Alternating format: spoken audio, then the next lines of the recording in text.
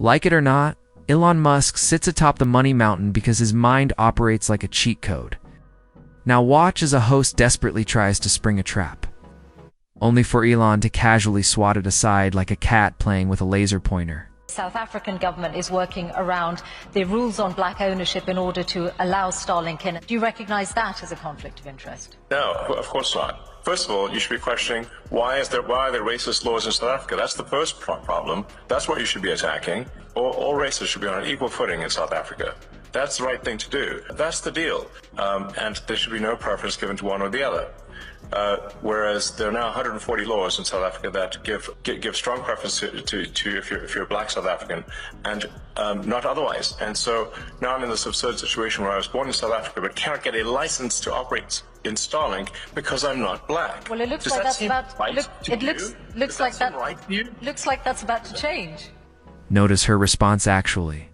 Notice the glaring absence of one. She's performing Olympic-level gymnastics to dodge the question, twisting and flipping into lines like, well, it looks like it's about to change. It might. It could. It may. Translation, absolutely nothing of substance. It's excuse after excuse, straight out of the how not to commit to anything handbook. And the real kicker, she never stops. She's stuck in an endless loop of maybe, possibly, someday. Meanwhile, Musk isn't buying it. He's sitting there, metaphorical blowtorch in hand, ready to pin her down until she either gives an actual answer or melts into a puddle of maybes. I just asked you a question. Please answer. Does that seem right to you? Well, those rules were designed to bring. Yes or no? Those rules were designed to bring about an era of more economic equality in South Africa, and it looks like the government has found a way around those rules for you.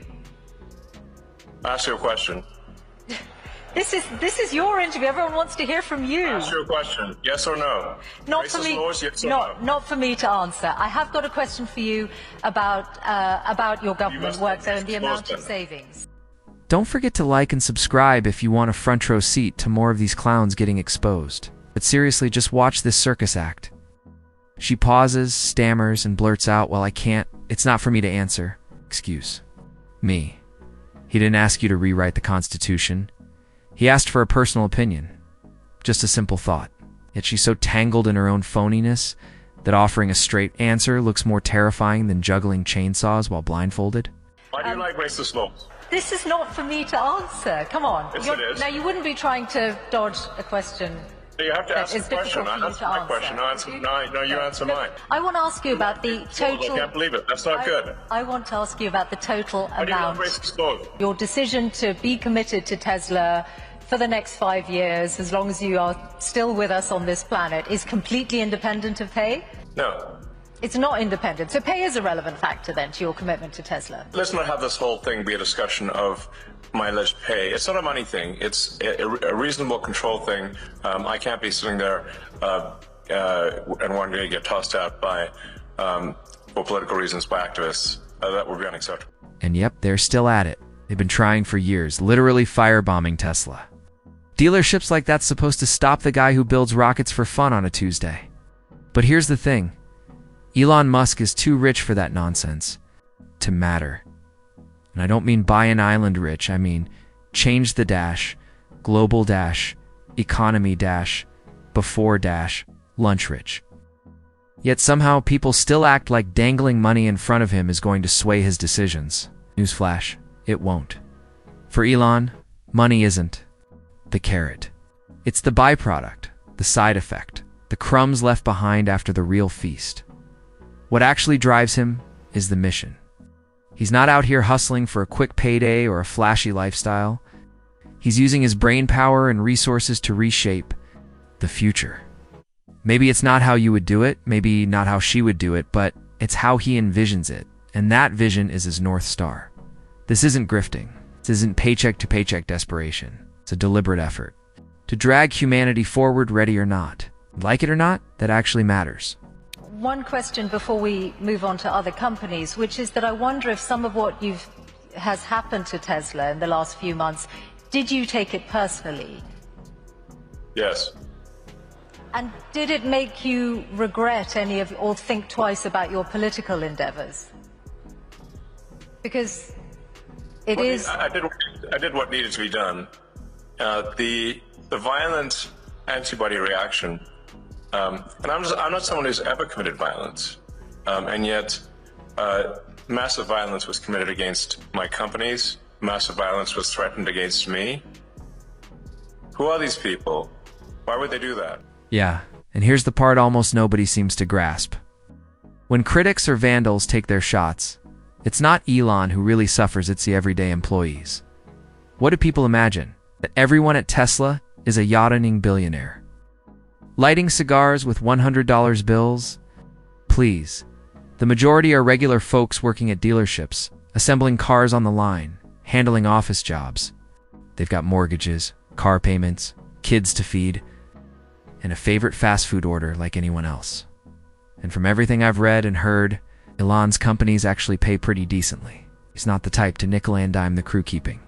The machine running, yet when attacks are aimed at him, it's their livelihoods that get caught in the crossfire.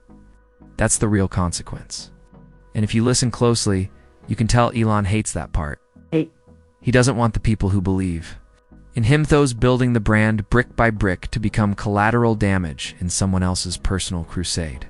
How wrong can they be? They're on the wrong side of history, and that's an evil thing to do. To go and damage some poor innocent person's car, to threaten to kill me. What's wrong with these people? I've not harmed anyone, so something needs to be done about them. And a number of them are going to prison, and they deserve it. And more will. You're referring to the attacks on Tesla showrooms, but I think into showrooms and burning down cars is unacceptable. Yeah. Those people will go to prison, and the people that funded them and organized them will also go to prison. Don't worry. But wouldn't you? We're coming for you. Wouldn't you?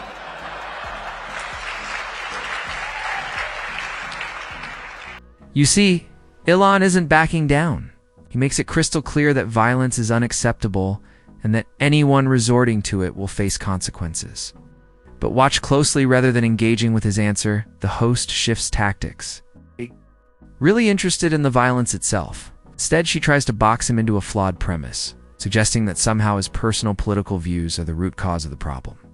But wouldn't you acknowledge that some of the people who turned against Tesla in Europe were upset at your politics, and very few of them would have been violent in any way? They just objected to what they saw you say or do politically.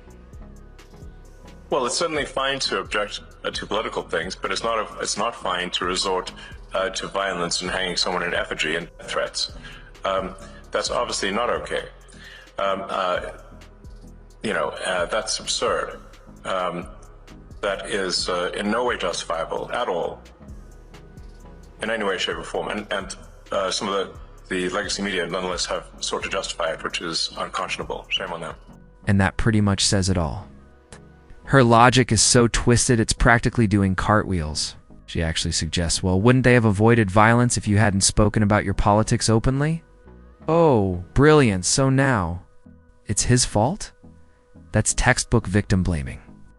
The implication being, if Elon had just kept quiet, or maybe dressed differently, none of this would have happened. Really? Is that the standard we're setting now? I'd love to hear your thoughts. Do you think she honestly believes that argument? Or was she just scrambling for any excuse to throw out there? Drop your take in the comments. Don't forget to like and subscribe. This might just be a bigger conversation worth having. Asterisk.